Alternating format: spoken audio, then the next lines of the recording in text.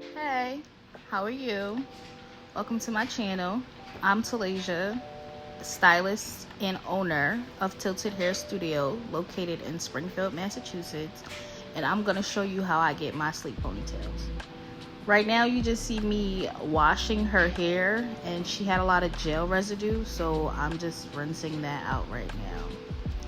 Then I'm gonna go in with my Design Essentials Oat and Henna Cleansing Shampoo just to clarify and break down all that gel she had in her hair. Her hair was really tangled too.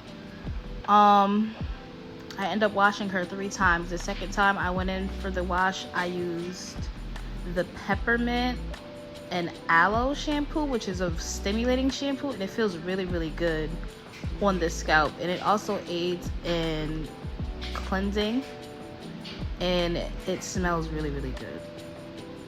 The third shampoo I used was the Design Essentials Silk Press line. I'm not sure the name of it, but yeah, it works awesome. I use this on all of my clients before I do a ponytail, before I do a silk press. The wash process takes me about 30 minutes. This depends on the thickness of the client's hair, the length, and the condition that they came in. I take my time to do this because, one, if you go to a salon to get your hair done and they're washing your hair, why would you want someone to rush through your hair? So when I'm doing somebody else's, I do it how I would want my hair to be done. That makes sense. So I take my time. I massage, scrub, rinse, make sure that water's the right temperature for you. And yeah, at the end of the day, the hair feels nice. But this also makes it easier for me to go in and style it. So she's getting a ponytail. You do have to blow dry and flat iron, which I'll be showing you too, before you do this ponytail. So the first step in getting a great style is the foundation, and the foundation starts at the shampoo. Right now what you see me doing is applying conditioner to her hair and finger detangling and separating her hair, and using the praying hands method to coat her hair evenly with that conditioner. I'm also gonna rinse her hair with cool water just to seal in all that good stuff that I just put into it.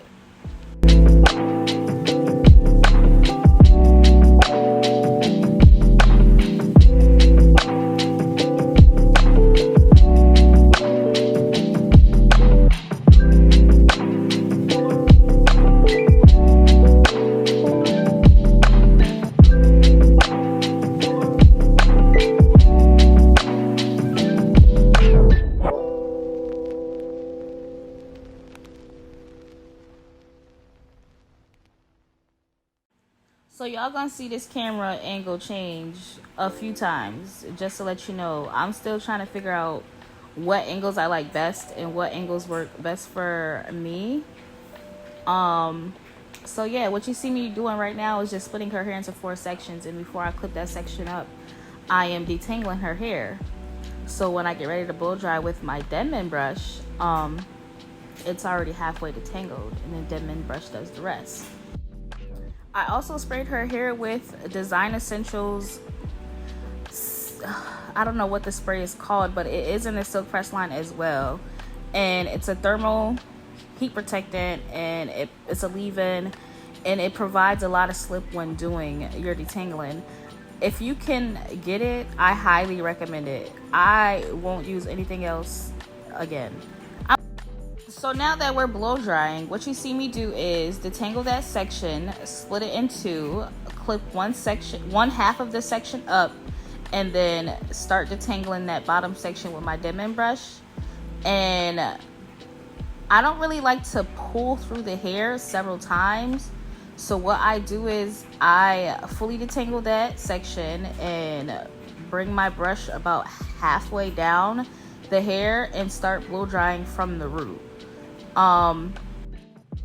So creating tension instead of using like a round brush or constantly brushing through that hair. I just create tension, and blow dry the hair from the root. It's also best if you have them have their head down, so that way when you're blow drying it, it kind of goes at an angle and gets all those hairs in between the section. This blow drying method has been the best. I think I learned this from Travell, who is a Chicago hairstylist. He had a silk press masterclass, and also he has a YouTube. Shout out to him. Yeah, I learned this method from him, and also John George on Instagram. They both kind of do two different methods, but the results are amazing. So I really watched them, and this is how I got this blow dry pattern. Technique, not pattern. You'll see me going in multiple times with my brush towards her ends because her ends really tangled, but we'll get into that at another time in another video. Next, you're gonna see me put that hair into two sections and to start flat ironing. When I flat iron, I literally do not put down my flat iron. I take a duckbill clip, I part the hair with it, I take my comb, stretch that hair out, go over the hair once with that flat iron. My flat iron is on 425 degrees, which is like in between 400 and 450 if you have this flat iron. And this flat iron is the Babyliss Nano Titanium 1-inch, I think. This is the best flat iron I've ever used. Yeah. Combined with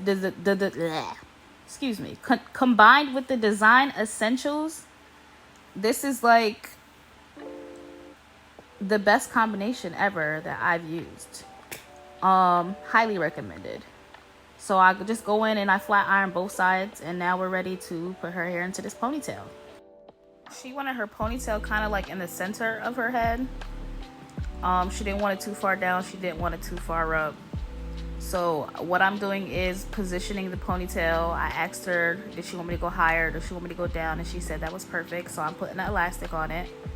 I do pull out the baby hairs that's on the side of your neck, because for some reason those hurt the most when you do ponytails. So I avoid that by just taking them out. Then I'm going in with my Got To Be spray, and I'm spraying on the hair, and then I comb it up, and then I take my blow dryer on the cool setting and blow dry it into place. I do this, I do this all around the head. When I get to the front of her hair, I pull out the pieces that I want to use for her baby hairs. She said she wanted her baby hairs big and extra, so that's what I gave her. But yeah, I do this all around the head, and I just comb those hairs into place, making sure that they're in sync with one another, making sure that they curve around the head, making sure that there's no tangles underneath that cast that I'm creating. Yeah, I really form those ponytails to the person's head. Once I get the perimeter in order, that's when I go in and I start to get closer to where the ponytail holder is, and I start molding that into place and smoothing that out and making sure that it's secure but not tight. Once I'm satisfied with the position and how the first molding has come out, that's when I go in with a second time with the Gotta Be spray and my comb, and really making sure that everything is flat, everything is in place, everything is together. I'm also gonna go in with some gel to form her baby hairs. Her hair texture is soft enough to where I can use gel and not edge control. So what I did was put some gel on the back of my hand, go with my baby hair comb, and just swoop them into place and blow dry them immediately after, so that way they didn't revert. If you do decide to use edge control, I recommend going in with the Got To Be spray first to give it a form, and then going with the edge control, and then spraying it a final time with the Gotta Be spray and blow dry it immediately afterwards. That kind of helps the baby hair stay into place for longer with edge control. But the gel worked out perfect for her hair and her hair texture because it's soft but curly. Her edges did not revert at all, and they're gonna stay in place for longer.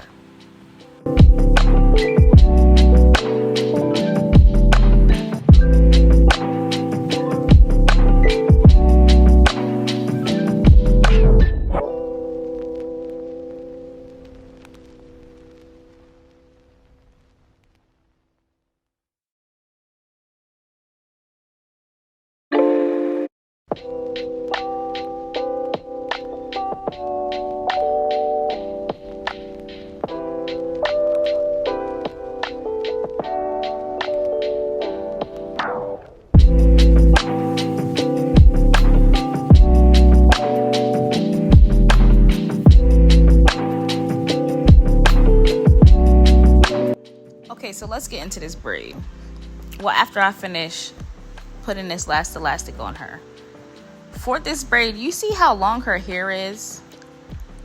I was gonna do like the method where you just wrap the hair or join the hair, her real hair, with the braiding hair and then braid from that, but her hair is so thick that I didn't want it to be too bulky. So what I did was feed in the hair into her ponytail. So I kind of mixed the hair because she wanted a little blonde in it, and I had her hold it. And she's a braider too, so she was feeding me sections to put into her hair as I was doing this. So, you know, I just started the feed-in braid, and I took a little Gotta Be spray to help mold and hold the braid into place. And that's what you see me doing now. She wanted this long, so we did it long, and I actually liked this method for her hair. It came out really cute. It came out really neat. So yeah, if you have a person with longer hair and they want to braid, just do the feed-in method. It's gonna save you a lot of time. You're also not gonna have to do that flip over hair braid method. If your hair is short though, you can do that method. But if you have longer hair, this makes it much easier. And to conceal the elastic band, I'm just gonna take an extra piece of hair and wrap it around that band. I'm gonna secure it with Got To Be and also lace glue. Now when you do use the lace glue, you want to make sure that you just get it on the extensions and not the person's actual hair. It's really easy to take out. All you need is some lace glue remover. You can use alcohol because it's not attached to your hair in any way. It's only on the extension. So if you want to use alcohol to kind of help unwrap it, you can. Or conditioner, you can do that too. But I always just use lace glue remover because it takes it off in seconds. After that, we're done. That's it. That's the style. Thank you so much for watching. Stay tuned for more how-to videos on how I create these styles. And yeah, I'll see you later.